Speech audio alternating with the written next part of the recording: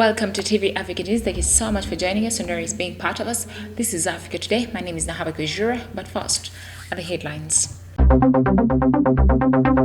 Court orders NRM's Shumok to pay 73 million shillings to Senyonyi or face arrest.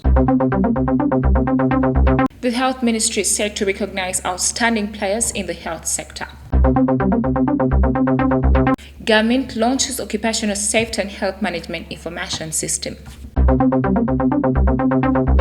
In our sports news today, Human Rights Watch slams gender test on Zambian player. Once again, thank you so much for joining us. Please start with one of our top stories.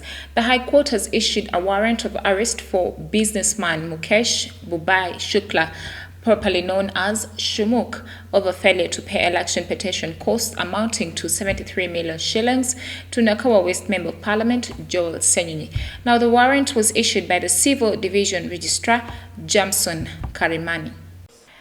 The warrant follows an application by Senyonyi through his lawyers demanding to pay the costs as directed by the Court of Appeal in March. In a court letter dated July 13th, addressed to Shumok through Ahumuza Hillary and Hillary Ojuku Associates, High Court ordered for the arrest of Mukesh unless he pays the decree holder. The court further directed Uganda Police to ensure that the arrest is done in a peaceful and lawful manner. It should be remembered that in January 2021 general elections, Shumok lost to Senyonyi in the Nakawa West MP race. Senyonyi polled 30,847 votes against Shumuk's 806. Unhappy with results, Shumuk ran to court seeking to challenge the National Unity Platform spokesperson's victory, citing irregularities in the election, including ballot stuffing at 8 of 153 polling stations. However, in October 2021, the High Court in Kampala, led by Judge Isaac Muwata, dismissed Shumok's petition with costs, an account that it lacked sufficient evidence. Well, thank you so much, reporter. Moving on, in our top stories, the Ministry of Health has launched the third edition of the Heroes in Health Awards, which is aimed at recognizing outstanding individuals and organizations in the health sector. Now, Health Minister Jane Ruth Aceng said these awards seek to motivate individuals who are making extraordinary contributions to the health sector in Uganda. We have more on this report. Addressing journalists at their ministry offices in Kampala, Minister of Health Dr. Jane Ruth Aceng said the government of Uganda acknowledges that the health workforce is the backbone of the health sector, and without health workers, the government is unable to achieve its desired impact. Without our health workers, we are unable to achieve our desired impact. Our health workers work in the most resource-constrained settings, hard-to-reach areas, serving overwhelming numbers in a bid to save lives every day. She says the government is cognizant of the fact that health workers need to be motivated and recognized. Therefore, the Heroes in Health Awards seek to recognize and motivate individuals and institutions who are making extraordinary contributions to the health sector in Uganda. This program complements several other initiatives that seek to motivate players in the health sector. After the successful second edition in 2021, which received significant mileage and support from the public, partners and stakeholders, the Ministry of Health, in conjunction with Extraordinary Media, has initiated the third edition of the showcase, with the award ceremony slated for 24th November 2022. The Heroes in Health Awards 2022, with support from different stakeholders, will be held under the theme Rebuilding the Health Sector with Innovation and Creativity. There's a lot of financial input into this, and we thank all of the partners that have really believed in this and have made our health workers smile and our health workers get more motivated. Thank you so much. Winners will be announced at an awards gala ceremony scheduled for 24th November 2022, officiated over by President Yoweri Museveni. Thank you so much, reporter Nalugo. Moving on, in our top stories, the government of Uganda, through the Ministry of Gender, Labour and Social Development, has launched an occupational safety and health management information system aimed at improving safety and health of workers while at work. Now, the launch was at the Uganda Media Center in Kampala. Speaking during the launch at Uganda Media Center in Kampala, Peace Mutuzo Regis, Minister of State for Gender and Cultural Affairs, said that a safe and healthy working environment contributes positively to productivity, work motivation, job satisfaction, and the overall quality of life of the individual and the society at large. She added that the system will facilitate development of a data bank for reliable, comprehensive and intelligible information on occupational safety and health in Uganda. The new system, according to Minister Mutuzo, will enable the public to register their workplaces and request for registration certificates online without physical movements to the ministry.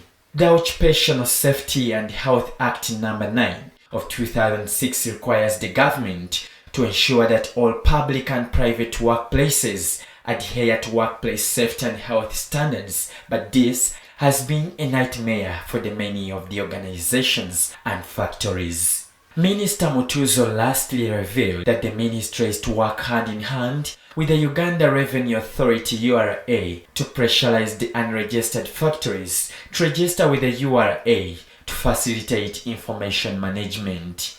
Thank you so much, reporter. We take a quick break. We shall come back with the international news.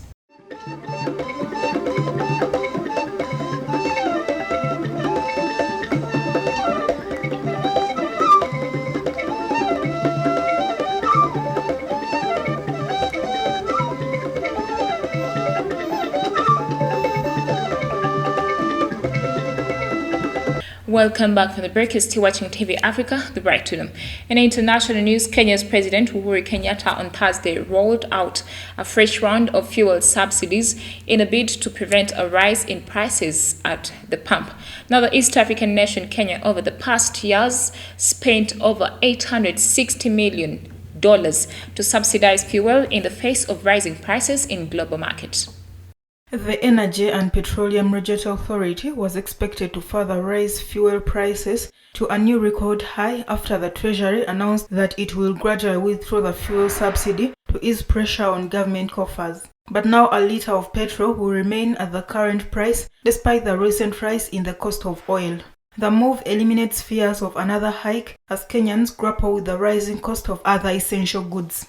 It is also a sharp turn from the words of Treasury Cabinet Secretary Ukuli Yatan, who had said in June that the continuation of the subsidy kitty could imperil Kenya's plans to cut debt accumulation, prompting the push to remove it gradually within the current financial year. The increase was billed to take effect on Thursday, July 14th, but a last-minute change of heart and the government authorized the spending of some 16.67 billion shillings to retain the current retail fuel prices for another 30 days. Away from that, the Economic Community of West African States Court has declared as illegal the 7-month suspension of Twitter by Nigerian authorities last year.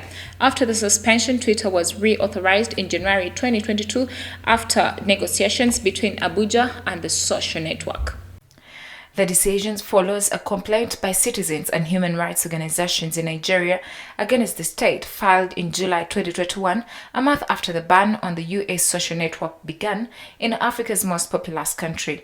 According to the Court of Justice of ECOWAS, this suspension was illegal and incompatible with the African Charter on Human and People's Rights, according to the institution in the court report sent to media. It considers that with this suspension, Nigeria violated the rights of citizens and NGOs at the origin of the complaint to enjoy their freedom of expression and access to information and the media.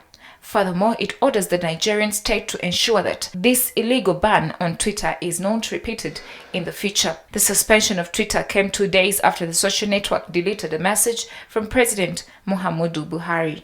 Away from that, 4 days after Mali arrested 49 Ivorian soldiers on its soil, the mandate of the troops remains unclear despite the numerous versions presented. We have more on this report.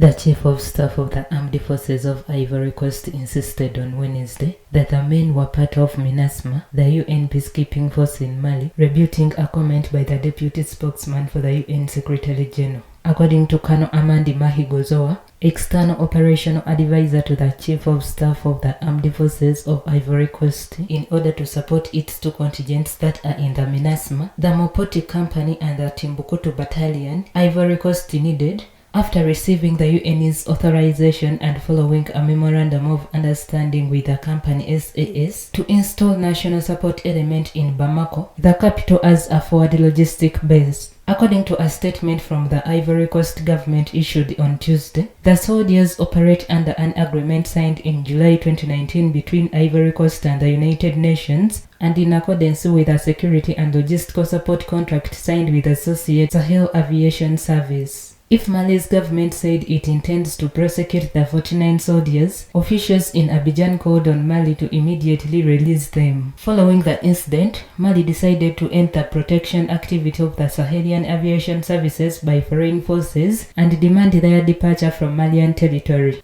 Away from that, French President Emmanuel Macron announced plans to reshape the country's armies on the eve of Bastille Day and its traditional military parade down the Champs-Élysées. At a reception on Wednesday with the Army's High Command, Macron said he wanted to make changes to the structure, the procedures and the chain of command by the first half of 2023. The operation overhaul is set to have an impact notably on the country's involvement in the Sahel region in the wake of France's ongoing withdrawal from Mali. The Mali deployment has been fraught with problems for France. Out of the 53 French soldiers killed serving in West Africa, 48 of them died in Mali. Also, recent coups in Mali, Chad and Burkina Faso have weakened French alliances and emboldened jihadists who control large swaths of the region. France is celebrating its national holiday Thursday, July 14th, with thousands of French and allied troops expected to march down the Champs-Élysées. Thank you so much, reporter. Have a good day. Takes a quick break. We shall come back with business, health, and sports.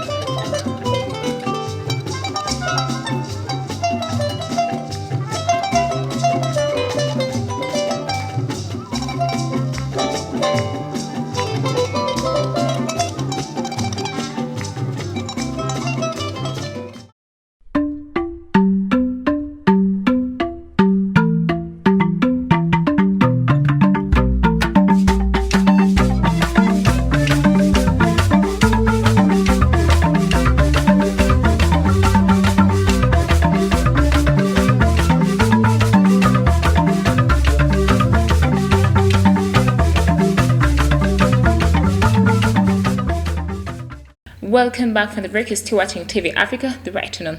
Talking matters business, Libya's government replaced the head of the key national oil corporation on Thursday in a dramatic move that prompted the United States to warn against any armed confrontation over the sector. We have more.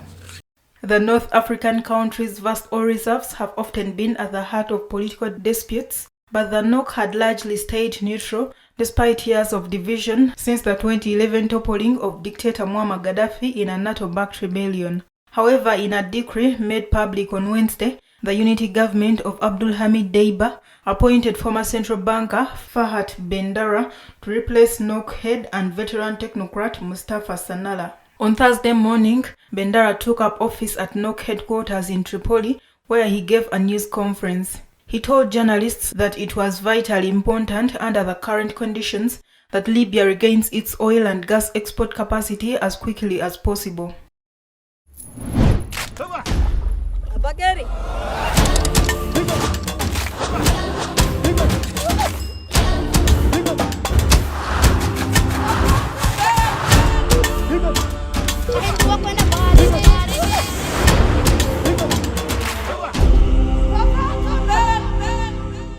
our health news today, with the latest updates recording 9,200 cases of monkeypox in 63 countries, the World Health Organization said Thursday it would reconvene its expert committee on July 21st to decide whether the outbreak constitutes a global health emergency. The WHO Regional Director for Africa insisted the continent faced an acute risk. For Africa, the threat is severe, Dr. Matshidiso Moeti said. New WHO analyses have revealed a 63% increase in the number of zoonotic outbreaks in the African region in the 10 years to 2022 compared to the previous decades. 1 in every 3 confirmed public health event in the region in the past decade was a zoonotic disease outbreak. Monkeypox is a viral zoonotic disease, meaning a virus transmitted to humans from animals. Dr. Moeti said that if this year's spread is non-endemic, religious is unprecedented. Cases reported in the typical tropical rainforest areas remains relatively low. On June 23rd, the World Health Organization convened an emergency committee of experts to decide if monkeypox constitutes a so-called public health emergency of internal concern, fake, the highest alarm that the World Health Organization can sound. There have been 6 fake declarations since 2009, the last being for COVID-19 in 2020 through the sluggish global response to the alarm bell since rankles at the World Health Organization's headquarters.